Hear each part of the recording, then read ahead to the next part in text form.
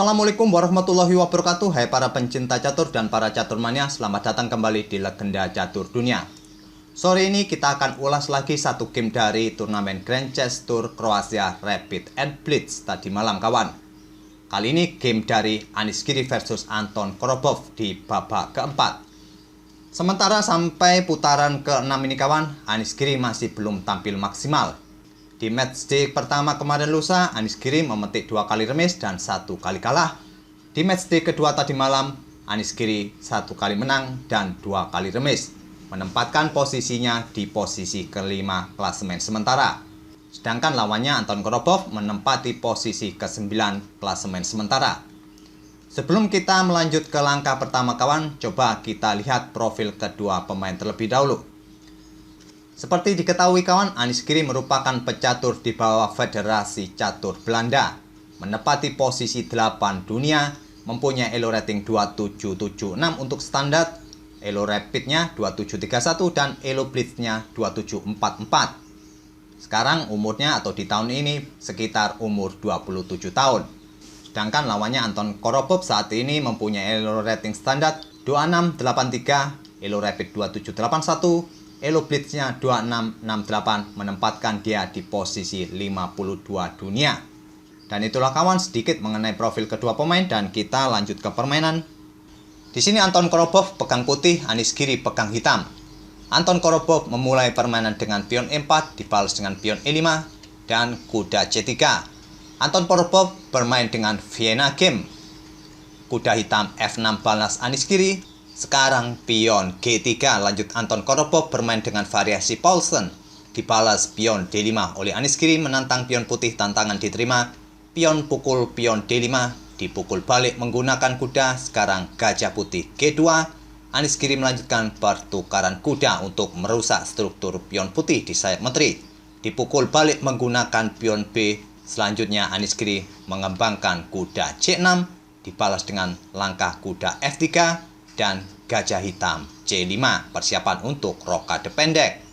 Anton Korobov rokade pendek, begitu juga dengan Anish Giri. Selanjutnya Anton Korobov menempatkan betengnya di lajur yang sudah semi terbuka. Dibalas Anish Giri dengan langkah gajah mundur ke B6. Anton Korobov membuka diagonal petak gelap bagi pengembangan gajah berikutnya dengan pion D3. Dan Anish Giri menggeser beteng ke E8. Sekarang gajah ke E3, lanjut Anton Korobov. Pada langkah ke-11 ini kawan, ada satu game yang sama persis diagramnya yang pernah dimainkan sebelumnya. Tapi awal-awal pembukaannya dulu bukan Vienna Game, melainkan pembukaan 4 kuda yang bertransposisi ke bentuk diagram seperti ini di langkah ke-11. Di mana hitam membalas dengan langkah gajah atau pengembangan gajah petak terang ke petak F5 dan permainan berakhir remis. Tapi di permainan ini Anish Giri membalas dengan langkah pengembangan gajah G4 untuk mengepin kuda dan kita dapati diagram baru atau variasi baru yang belum pernah dimainkan sebelumnya. Pion H3, lanjut Korobov mengancam gajah. Gajah mundur ke H5. Menteri putih bergeser ke C1 menghindari pimpinan dan Anish Giri melanjutkan dengan langkah gajah ke A5 mengincar pion C3, di backup oleh menteri di B2. Juga sedang mengincar pion yang ada di peta B7 ini. Pada posisi ini kawan, Anish Giri menghiraukan ancaman menteri putih terhadap pion B7-nya.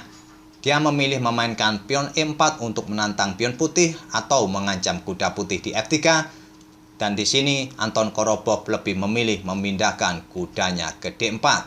Dan Anish Giri melanjutkan dengan pion E pukul pion D3. Anton Korobov tidak memukul balik pion hitam ini, terlebih dahulu pukul kuda di peta C6. Kali ini Anton Korobov berhasil merusak struktur pion hitam di sayap menteri. Setelah pion B pukul kuda, barulah Anton Korobov pukul pion hitam di D3 ini. Dan Anish Giri pukul pion putih di D3 ini.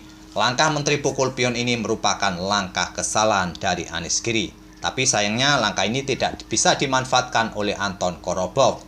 Dia melangkahkan gajah ke petak D4 untuk melindungi pion C3-nya. Karena pion ini sudah mendapatkan 2 tekanan dari perwira hitam ini kawan. Jadi Anton Korobov membackup pion C3-nya. Pada posisi seperti ini tadi kawan, bila putih jeli melihat peluang dari kesalahan Anish Giri ini, putih bisa memainkan langkah gajah pukul pion C6 untuk memberikan garbuan bagi kedua beteng hitam. Putih tidak perlu khawatir akan pion C3-nya yang bisa dipukul oleh gajah hitam, mengancam menteri tinggal bergeser ke B3 mengepin gajah. Dan tentu saja gajah ini tidak akan berani pukul salah satu beteng putih ini. Dan posisi gajah putih juga dalam posisi masih memberikan garbuan bagi beteng hitam. Jika beteng A digeser ke lajur B untuk mengancam menteri kawan, selanjutnya gajah putih bisa pukul pion yang ada di A7. Jika beteng hitam tetap pukul menteri putih, maka beteng pukul beteng skakmat. Bila hitam melanjutkan terlebih dahulu pukul beteng di peta E1 skak, bisa dipukul balik oleh beteng, kembali gajah tidak akan berani pukul beteng putih karena menterinya nanti akan tewas. Begitu juga jika hitam tetap pukul menteri putih ini kawan, maka ancamannya adalah ancaman skakmat. Pada posisi ini mungkin beteng hitam akan digeser ke F8 dan beteng putih bisa digeser ke C1 untuk memenangkan satu perwira hitam ini. Bila menteri hitam ke peta A6 untuk mengincar dua gajah putih ini kawan, gajah di lajur A bisa digeser ke C5. Dan bila menteri pukul gajah yang ada di peta C6, gajah putih bisa pukul beteng yang ada di peta F8. Dan lagi-lagi kawan, posisi gajah hitam ini masih kena pin oleh perwira putih. Di langkah berikutnya setelah raja mungkin pukul gajah putih di peta F8, beteng bisa pukul gajah hitam di C3. Dan apabila pada posisi seperti ini tadi kawan, menteri hitam tidak pukul gajah di C6 melainkan menggeser gajahnya ke peta D2 mengancam beteng, sama-sama memberikan ancaman. Putih tinggal bermain dengan gajah pukul beteng terlebih dahulu. Setelah gajah hitam pukul beteng di C1, selanjutnya menteri putih bisa bergeser ke B8 persiapan discover check, dan di langkah berikutnya putih akan tetap mendapatkan satu perwira hitam lagi dan hitam pun masih kalah satu perwira. Tapi sayangnya pada posisi seperti ini tadi kawan, saat menteri pukul pion D3, Anton Korobov tidak jeli melihat peluang itu. Dia bermain dengan langkah gajah D4 dibalas Anies Giri dengan langkah gajah ke F3. Menantang pertukaran gajah juga memblokade arah ancaman gajah putih terhadap pion C6-nya. Tantangan ditolak, Anton Korobov memainkan gajah ke F1 menyerang menteri. Menteri bergeser ke F5 dan beteng pukul beteng skak dipukul balik oleh beteng hitam. Selanjutnya pion C4 membuka akses bagi menteri untuk satu diagonal dengan gajahnya untuk mengincar pion G7. Ancaman terhadap pion G7-nya tidak dihiraukan oleh Anies Giri. Dia bermain dengan langkah gajah ke E4, memberikan peta bagi menterinya untuk selanjutnya memberikan ancaman skakmat. Diantisipasi dengan langkah menteri ke A3 mengontrol peta F3. Sekarang gajah B4, lanjut Anies Giri mengorbankan gajahnya. Sebuah taktik defleksi kawan, jika menteri pukul gajah ini maka menteri hitam mempunyai kesempatan ke peta F3 kemudian nanti skakmat. Tawaran gajah ini ditolak oleh menteri putih, bergeser ke peta E3. Pion C3, lanjut Anies Giri mengancam gajah. Gajah mundur ke B2. Gajah kembali menawarkan diri dipukul oleh menteri. Menteri kembali menolak, bergeser ke E2 dan gajah hitam mundur ke C6. Membuka discover attack dari beteng hitam pada menteri putih ini. Menteri bergeser ke D3 menawarkan pertukaran menteri. Langsung diterima oleh Anies Giri, menteri pukul menteri.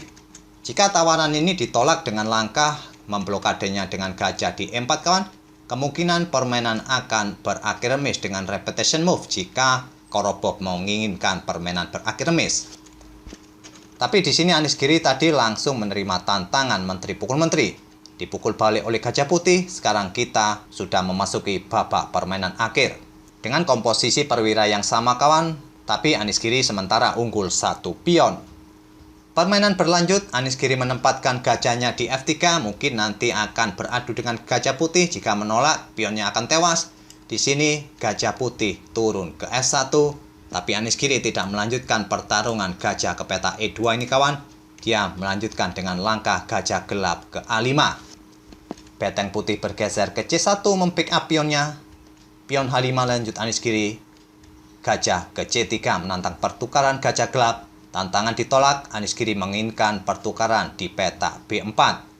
Tawaran pertukaran di petak B4 ditolak, beteng putih bergeser ke C2 untuk mengontrol petak E2 dan Anies Giri melanjutkan pion G5. Gajah putih G2 menantang pertukaran, tantangan ditolak, pion G4 lanjut Anies Giri, pion H pukul pion G4, dipukul balik oleh pion H, selanjutnya gajah pukul gajah, dipukul balik oleh pion G, dan pion A3 mengancam atau mengorbankan pionnya. Tawaran diterima gajah pukul pion dan gajah hitam sekarang ke A5 mengincar pion C7 dan pion pun dibiarkan oleh Anies Giri, dia bermain dengan langkah gajah B4. Gajah pukul pion C7, beteng hitam ke E1 skak, raja ke H2 dan beteng ke E2 menawarkan pertukaran beteng.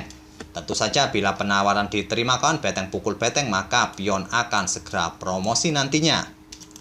Di sini beteng digeser ke C1 dan beteng hitam pukul pion F2 skak.